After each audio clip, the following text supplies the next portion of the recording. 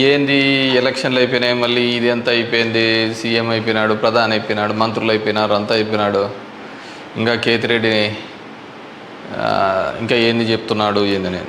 సరే, the beauty of democracy, ప్రజాస్వామ్యం వర్ధిల్లాలని పెద్ద పెద్ద స్టేట్మెంట్లు ఇస్తూ ఉంటాం, అతిపెద్ద డెమోక్రటిక్ నేషన్ అని చెప్తూ ఉంటాం. కానీ ప్రతి చోట కూడా ఏం జరుగుతుంది, ఏం జరిగిందని నేను 2014లో చూసా. దొంగ ఓట్ల ఎక్కించుకునే కార్యక్రమం, దాని మీద విపరీతంగా ఫైట్ చేయడం జరిగింది. తర్వాత దాన్ని ఆధార్ కార్డుతో లింక్ చేయాలని తీసుకున్నారు, కానీ మ్యాండేటరీ కాదు అనేది కూడా ఒక లింక్ పెట్టి తీసుకున్నారు. ఎందుకంటే మనకు అలా దరిద్రం ఉంది.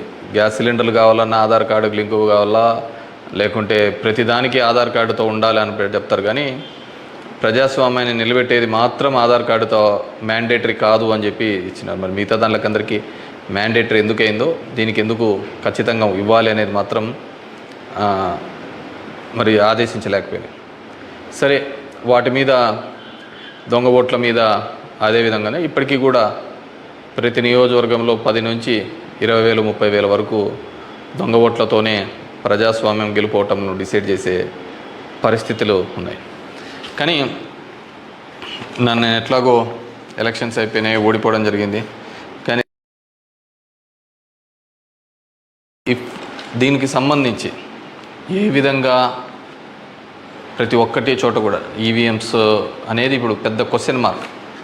ఏం జరుగుతుంది, ఏ విధంగా అని చెప్పేసి డే 1 ఈ ఎలక్షన్ ప్రాసెస్ అంతా కూడా మనం చూస్తే తప్ప, ఎలక్షన్ ప్రాసెస్ చూస్తే కరెక్ట్ ఎలక్షన్స్కి ఒక వారం 10 రోజుల ముందు, నోటిఫికేషన్కి వారం 10 రోజుల ముందు అక్కడున్న ఎలక్షన్ కమిషన్ మెంబరు గోయల్ అనే అతను రిజైన్ చేస్తాడు. ఎందుకు రిజైన్ చేస్తాడో, ఏ దానికి చేస్తాడో తెలీదు. తర్వాత అంతకుముందు వరకు ఉన్న ఒక చట్టం, ఒక ఎలక్షన్ కమిషన్లో ఒక మెంబర్ని అపాయింట్ చేయాలన్న దానికి ప్రధానమంత్రి, ప్రతిపక్ష నాయకుడు, చీఫ్ జస్టిస్ ఆఫ్ ఇండియా ఈ ముగ్గురు సమక్షంలో ఎన్నుకోవాల్సిన దాన్ని మళ్ళీ ఒక కొత్త చట్టం తీసుకొని వచ్చి ప్రతిపక్ష నాయకుడు, ప్రధానమంత్రి, క్యాబినెట్ సహచరుడు అని పెట్టి తీసుకొని వచ్చి ఒక కొత్త వ్యక్తిని తీసుకొని రావడం జరిగింది. అది మనం అందరం కూడా చూడడం జరిగింది. కానీ ఏం చేస్తారంటే బ్యూటీ ఆఫ్ డెమోక్రసీ, ఏ విధంగా కావాలంటే వాళ్ళ ఆ విధంగా చేయడం జరిగింది. ఈరోజు నేను కొన్ని ఉదాహరణలతో, నేను ఆంధ్రప్రదేశ్ దీని గురించి మాట్లాడితే మీరు ఇట్లా ఓడిపోయినారు కాబట్టి ఏమైనా చెప్తా అంటారు, ఏమైనా మాట్లాడుతూ అంటారు, ఏం అప్పుడు లేదా ఇప్పుడు లేదా అని కూడా మాట్లాడుతూ ఉంటారు. నేను ఇంతకుముందు కూడా చెప్పా, ఏ విధంగా కేవలం ఒకటి మాత్రమే ప్రశాంత్ కిషోర్ ఏ విధంగా చెప్తాడు, కేకే సర్వే అనే వాళ్ళు ఏ విధంగా చెప్తారు, లేకుంటే అశ్విని దత్ అనే అతను ఏ విధంగా చెప్తాడు 160 అని చెప్పేసి. ఎందుకంటే ప్రజల నాడి ఎవరికి దొరకలేదు, అందలేదు అనేది వాస్తవం. అలాంటప్పుడు వీళ్ళు ఏమాత్రం గ్రౌండ్ రిపోర్టు చేయని వీళ్ళకి ఏ విధంగా తెలుస్తుంది. వన్ థింగ్ ఏదైనప్పటికీ కూడా నేను కొన్ని పత్రికల్లో వచ్చిన ఆర్టికల్స్, అదేవిధంగా మిగతా దానిలోకి వచ్చిన ఆర్టికల్స్ని దృష్టిలో ఉంచుకొని మీ ముందు కొన్ని ఉదాహరణలు తీసుకొని రావదలుచుకున్నాను. ఇక్కడ చూసినామంటే తమిళనాడు రాష్ట్రంలో తిరువల్లూరు నియోజకవర్గంలో ఇది పార్లమెంట్ వైజ్గా నేను చెప్తున్నాను, టోటల్ 14,30,738 ఓట్లు పోల్ అయింటే, కానీ ఈవీఎం మాత్రం కౌంట్ చేసినప్పుడు 14,13,941 ఓట్లు 47 ఓట్లు చూపించాడు. అంటే 16,791 ఓట్లు కౌంటింగ్ చేసిన దానికంటే పోలైన ఓట్లు తక్కువగా ఉన్నాయి తిరువల్లూరు అనే విధంగా. అదేవిధంగా అస్సాంలో చూస్తే 10,760 ఓట్లు తగ్గినాయి. అంటే వీళ్ళు కౌంట్ చేసిన దానికి, వీళ్ళు ఈవీఎంలో ఇచ్చిన దానికి పోలింగ్ అయిన దానిలోకి చూస్తే, పోలింగ్ అయినది చూస్తే 12,40,306 అయితే ఈవీఎంలో కౌంట్ చేసిన దానిలకు 12,29,546 ఓట్లు ఉన్నాయి, 10,760.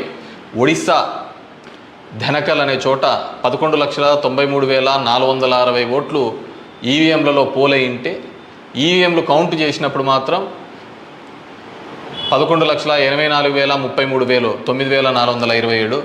అదేవిధంగా గుంటూరు మన ఆంధ్రప్రదేశ్లో చూస్తే 14,11,989 పోలయింటే కౌంటింగ్ చేసినప్పుడు 14,04,061 ఓట్లు 7,928 ఓట్లు పోలైన దానికంటే ఈవీఎంలలో తక్కువగా కనపడడం జరిగింది.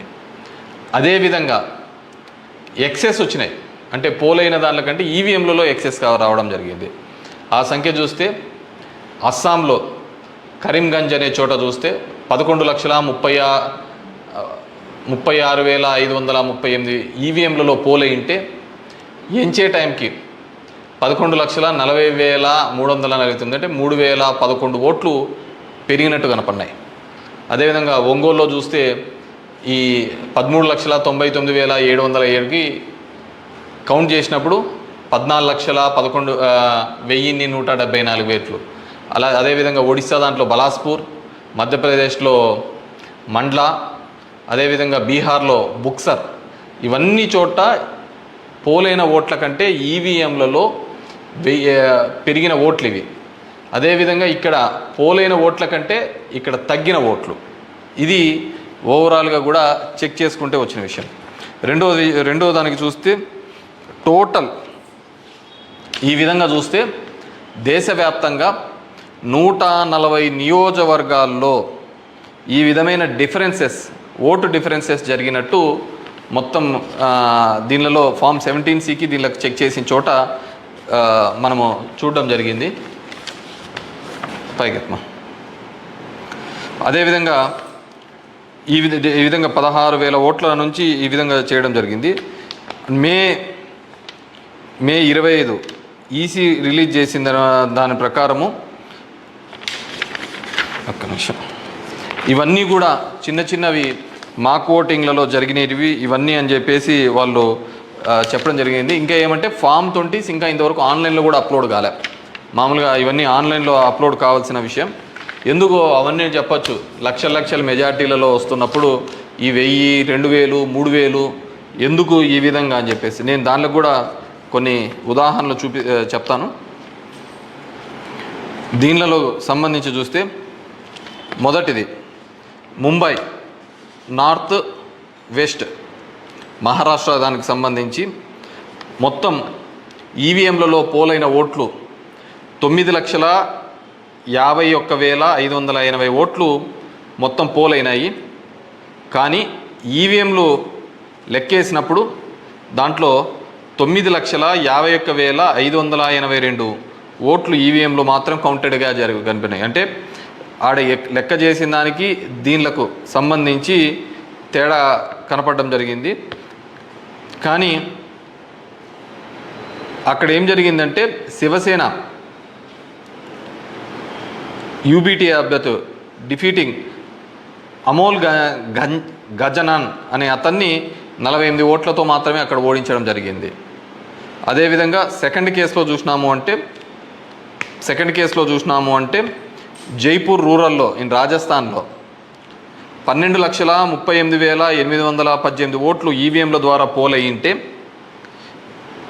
పోలయింటే కానీ ఈవీఎంలలో లెక్కించినప్పుడు మాత్రం అది 12,37,966 ఓట్లుగా మాత్రమే చేయడం జరిగింది. 852 ఓట్లు అక్కడ కౌంట్ కాలే. 852 ఓట్లు అక్కడ కౌంట్ కాలేదు. బీజేపీకి సంబంధించిన రావు రాజేందర్ సింగ్ అనే అతను ఈ సీట్ని గెలవడం జరిగింది. అతను గెలిచిన దానికి మార్జిన్ 1,615 ఓట్లు, 1,615 ఓట్లతో ఆయన గెలవడం జరిగింది. 1,600. కానీ అక్కడ వచ్చిన తేడా 852. ఇది ఇట్లా మారిపోయినా ఇది ఇట్లా గెలిచిందో అంటే ఆ లోయెస్ట్ మార్జిన్. ఎందుకని థర్డ్ కేసు చూస్తే కంకర్ ఇన్ ఛత్తీస్గఢ్ అక్కడ పోలైన ఓట్లు 12,61,103 ఈవీఎంల ద్వారా ఓట్లు పోలైంటే ఈవీఎంల ద్వారా మనకు ఫామ్ 17లో ఇచ్చినప్పుడు ఈవీఎంల ద్వారా ఉండేది. కానీ లెక్కేసినప్పుడు 12,60,153 ఓట్లు అక్కడ కౌంటెడ్ అని 950 ఓట్లు ఆడ కౌంట్ చేయలే, మిస్ అయినాయి. ఎట్లా మిస్ అయినాయో తెలియటంలే, ఎక్కడ కనపడటంలే. దాని ద్వారా బీజేపీకి సంబంధించిన బోరో రాజ్ నాగ్ అనే ఇతను గెలవడం జరిగింది.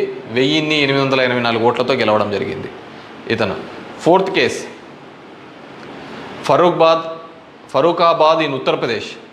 10,32,244 ఈవీఎం ఓట్లు పోల్డ్ అయితే, కానీ ఈవీఎంలలో చెక్ చేస్తే ఫామ్ 17 ఒక విధంగా ఉంది, దీనిలో చెక్ చేస్తే 10,31,740 ఈవీఎం ఓట్స్తో ఉన్నాయి.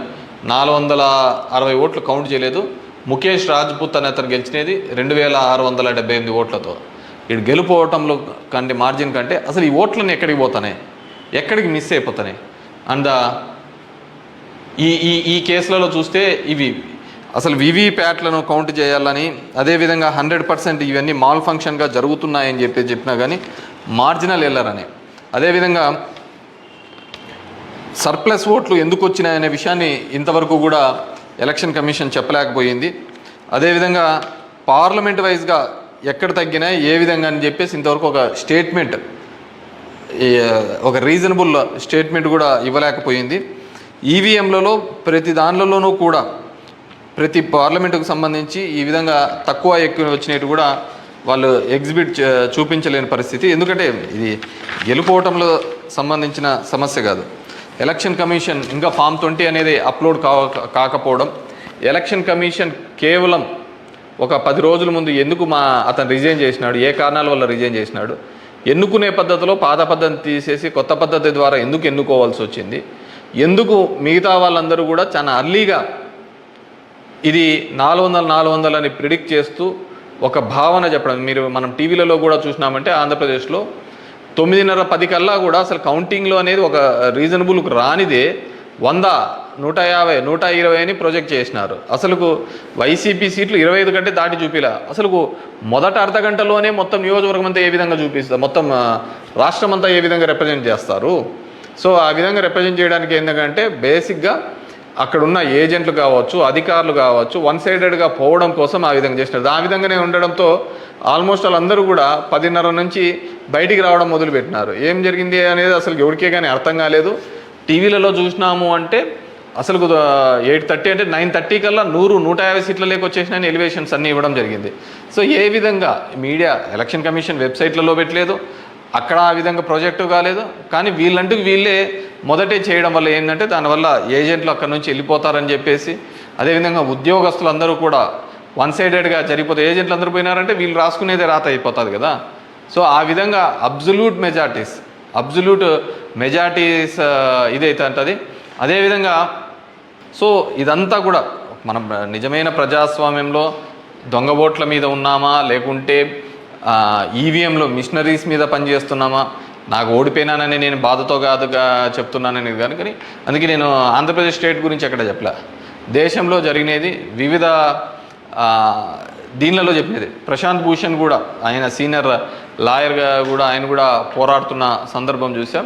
సో ఇది మనం మాట్లాడకపోతే, ఎందుకంటే మేము ఎక్కడైనా ఊర్లలో పోయినా కానీ, ఊరు నుంచి వచ్చినా కానీ, టౌన్లో కానీ మిగతా వాళ్ళన్నా మేము వేసామని చెప్తున్నారు. మరి వేసింటే ఓట్లు ఎక్కడికి పోయినాయి, ఎవరికి పోయినాయి? ఎక్కడి నుంచో వచ్చి 3,000తో గెలుస్తామని చెప్పేసి ధర్మవరంలో 2 నెలల నుంచి చెప్తున్నారు. ఏ విధంగా ఆ ఫిగర్ అచీవ్ అయ్యి 3 నెలల నుంచి చెప్తుంటారు? So it's a big question mark. So there is completely ఏదో ఒక సెక్షన్లో అయితే మ్యానిపులేషన్ జరిగింది. ఇప్పుడు ఏం చేసేది ఎందుకు కాదు, కానీ జస్ట్ ప్రజలందరూ కూడా మనం అందరం వివేకంగా ఆలోచించుకొని డెమోక్రసీ ప్రజాస్వామ్యాన్ని ఇదే పెట్టుకుంటూ పోతా అంటే మోడీ 3 అవుతుంది, మోడీ 4 అవుతుంది, మోడీ 5 అవుతా ఉంటుంది. ఇంక జనం యొక్క ఓటుకు దాని విలువకు ఎటువంటి విలువ ఉండలేని పరిస్థితి మనం చూడగలుగుతాం. So these are all planned and స్క్రిప్టెడ్గా అంతా కూడా జరిగిందని పూర్తిగా నేను నమ్ముతున్నాను. పబ్లిక్ జనం కూడా అదే విధమైన ఆలోచనలతో ఉన్నాయని నమ్ముతున్నాను. వాట్ ఎవర్ మేబీ నాకు కూడా ఈ 5 ఏళ్ళు కూడా జనాలు మీరు ఇంకా తిరిగినే చాలు, చేసినే చాలు, ఇది చాలు అని చెప్పేసి ఒక బ్రేక్ ఇచ్చినట్టుగా ఉంది. కానీ బ్రేక్ ఇచ్చినంత తప్ప నాకు రాజకీయాలు తప్ప వేరేది ఏమీ తెలియదు కాబట్టి డెఫినెట్గా నా గొంతును వినిపిస్తూనే ఉంటాను. అన్ని విధాలుగా కూడా ఎక్కడెక్కడ ఏ తప్పులు జరుగుతున్నా కానీ అది నియోజకవర్గ వ్యాప్తంగా కావచ్చు, రాష్ట్ర వ్యాప్తంగా కావచ్చు, దేశవ్యాప్తంగా కావచ్చు, ఖచ్చితంగా ఇంకా ఇట్లా కాకుండా నేనేం వేరే వాళ్ళను బూతులు తిట్టేది ఇంకోటి ఆ అవసరం లే. జనాలకు ఎంతో కొంతమంది కన్నా సరే నాకు తెలిసిన విషయాన్ని షేర్ చేసుకోవాలనేది ఒక ఆలోచన విధానంగా అనుకున్నాను. డెఫినెట్గా ఐ విల్ కంటిన్యూ దట్. ఎందుకంటే చూస్తున్నాం అక్కడక్కడ జరిగినవి ఇవన్నీ కూడా. ఐ వాంట్ టు గివ్ ఎన్నుకున్న ప్రభుత్వానికి కూడా వాళ్ళకు కూడా మనం కూడా ఒక 6 months మనం కూడా టైం ఇవ్వాలి. వాళ్ళు ఏం చేస్తారు, వాళ్ళు ఇచ్చిన మాటను ఏం చేస్తారు, ఏ విధంగా కట్టుబడి ఉంటారు అనేది చూడాలి. ఎన్నెన్నో వాగ్దానాలు ధర్మవరానికి ఇచ్చినారు, రాష్ట్రానికి ఇచ్చినారు, చాలా వాగ్దానాలు ఇచ్చినారు. కానీ అవి ఎంతవరకు నెరవేరుస్తారు, లేదు కేవలం కక్ష సాధింపు చర్యలతోనే మిగిలిపోతారా, ఇవన్నిటినీ కూడా కాలమే సమాధానం చెప్తుంది.